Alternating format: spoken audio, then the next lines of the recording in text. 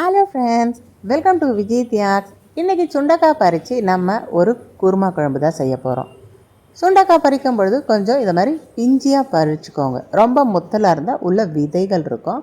அதை மாதிரி பயன்படுத்துறதோட பிஞ்சியாக பயன்படுத்தும் போது தான் மருத்துவ குணம் அதிகம். வாங்க இது எப்படி குருமா செய்யலான்றதை பார்க்கலாம். நார்மல் நம்ம வெஜிடபிள்ஸ் வச்சு குருமா செய்கிற மாதிரி தான் செய்ய போகிறோம். ஆனால் இந்த சுண்டைக்காய்க்கு நம்ம இந்த தேங்காய் பால் எடுத்து அதில் வேக வைக்க போகிறோம். அதில் தான் நமக்கு சுவை அதிகம். தேங்காய் எண்ணெய் இன்றைக்கி நான் பயன்படுத்தியிருக்கேன். சோம்பு போட்டுக்கோங்க. இதெல்லாம் நம்ம அரைக்கிறதுக்காக போடக்கூடியது. கையளவுக்கு சின்ன வெங்காயம், 4 பச்சை மிளகாய், தேங்காய் இதை மாதிரி ஒரு 4 பீஸ் போட்டுக்கோங்க. 2 தக்காளி, ஒரு சின்ன துண்டு இஞ்சி. இதை நல்லா நம்ம வதக்கிட்டு வெண்ணெய் பதத்துக்கு அரைச்சி எடுத்துக்கணும். இதில் தான் நமக்கு டேஸ்ட்டே கிடைக்கும். சுண்டைக்காய் எந்த அளவுக்கு எடுத்துக்கிறோமோ அந்த அளவுக்கு நல்ல ரத்த சுத்திகரிப்பு அதிகரிக்கும். சுண்டைக்காய் நம்ம நிறைய வத்த குழம்பு, காரக்குழம்பு இதை மாதிரி செய்வோம். இதை மாதிரி ஒரு சாஃப்டாக தேங்காய் அந்த பால் எடுத்து வேக வச்சு செய்யும்பொழுது குழந்தைங்க விரும்பி சாப்பிடுவாங்க. சுண்டைக்காய் நம்ம வாரத்தில் ஒரு நாள் எடுத்துக்கிறோம் போது நோய் எதிர்ப்பு சக்தி அதிகமாகும். ஸோ குழந்தைங்களுக்கு கண்டிப்பாக இந்த குருமா உங்கள் வீட்டில் செய்து கொடுங்க.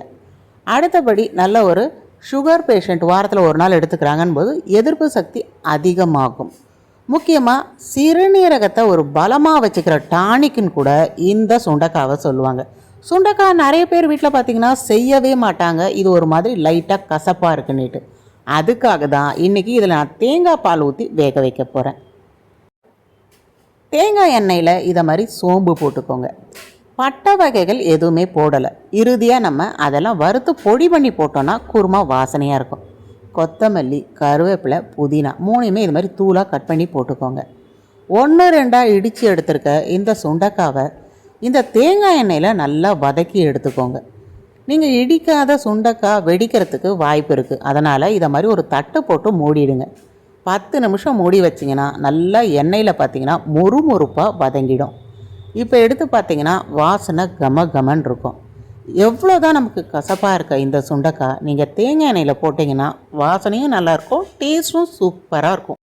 சுண்டைக்காய்க்கு பாக்டீரியாவை அழிக்கிற தன்மை அதிகம். எல்லா கிருமிகளையும் அழிக்கிற தன்மை அதிகன்றதால நம்ம உடலில் அடிக்கடி வாரத்துக்கு ஒரு முறை எடுத்துக்கிறோம் பொழுது இந்த எதிர்ப்பு சக்தி அதிகமாகறதோட இந்த கிருமிகளும் பார்த்திங்கன்னா அழிஞ்சு போயிடும். கண்டிப்பாக இதை ஒரு நோய் எதிர்ப்பு சக்திக்காக வாரத்தில் ஒரு நாள் மருந்து மாதிரி இல்லை, இதை மாதிரி சுவையாக ஒரு குருமாவாகவே குழந்தைங்களுக்கு செய்து கொடுங்க. அனிமிக்காக இருக்கிறவங்க அதுக்கு நிறைய டேப்லெட்ஸ் எடுத்துப்பாங்க. ஆனால் இந்த சுண்டைக்காய் ஒன்றுமே பார்த்திங்கன்னா ஒவ்வொரு டேப்லெட்ஸுக்கு சமம். இதை நம்ம எடுத்துக்கும் பொழுது ரத்த சோகை இது பார்த்திங்கன்னா குணமாகுது. ஸோ மருந்தே உணவு அப்படின்றதோட உணவே மருந்து. இந்த மாதிரி நம்ம ஃபாலோ பண்ண துவங்கினா வீட்டில் இருக்க கிச்சனில் இருக்க ஒவ்வொரு இந்த பொருட்களுமே பார்த்திங்கன்னா நமக்கு ஒரு மருந்தாக செயல்படும். ஆனால் ரொம்பவே சுவையோட. இப்போ நம்ம தேங்காய் எண்ணெயில் வதக்கினது நல்லா ஒரு 80% வதங்கிடுது. இந்த நேரத்தில் நீங்கள் ஒரு தேங்காயோட பால் எடுத்து 2வது பால் எடுத்து ஊற்றிக்கோங்க. இதில் நல்லா வெந்து போயிடணும். முதல் பால் நம்ம குருமா முடித்த பிறகு ஊற்றணும். நம்ம இதில் தண்ணியில் செய்ய போகிறதில்ல, தேங்காய் பாலில் தான் செய்ய போகிறோம். அப்போ தான் குருமா நமக்கு சுவையாக இருக்கும். இந்த குருமான்னு கிடையாது, எந்த வெஜிடபிள்ஸ் போட்டு குருமா செய்யும் பொழுதும் 2வது பால் எடுத்து வேக வச்சுட்டு கடைசியாக முதல் பால் ஊற்றுனீங்கன்னா எல்லா குருமாவும் கமன் இருக்கும். தேங்காய் பாலில் ஒரு 10 நிமிஷம் வேக வச்சு எடுத்தோன்னா நல்லா பூ போல் வெந்துடும். அந்த சுண்டைக்காய்க்குள்ளே இந்த தேங்காய் பால் வாசனையோட சுவையும் பார்த்திங்கன்னா அட்டகாசமாக இருக்கும். செரிமானம் ஆகலை, வயிறு உபசமாக இருக்குது அப்படின்றவங்க இந்த சுண்டைக்காய் எடுத்துக்கும் பொழுது செரிமான தன்மையை பார்த்திங்கன்னா அதிகமாக்குது. ஸோ அடிக்கடி சாப்பிடவே மாட்டுறாங்க, பசியே எடுக்க மாட்டுது அப்படின்றவங்க இந்த சுண்டைக்காய் எடுத்துட்டிங்கன்னா நல்ல ஒரு பசியை தூண்டும், நல்ல ஒரு செரிமானம் ஆகும்.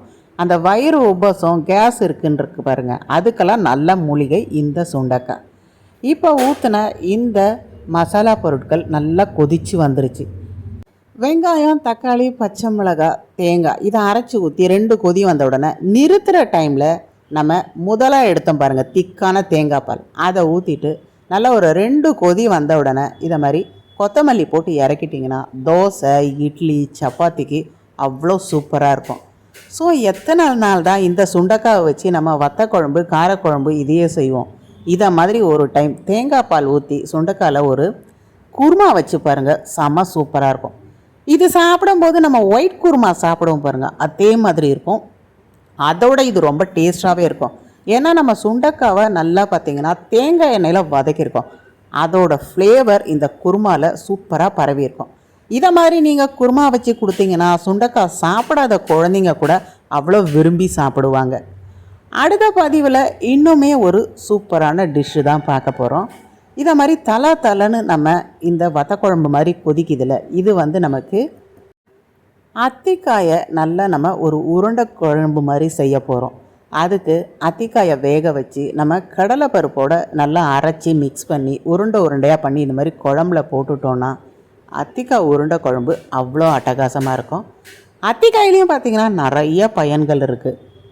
கண்டிப்பாக இதோட பயன் தெரிஞ்சுக்கணும்.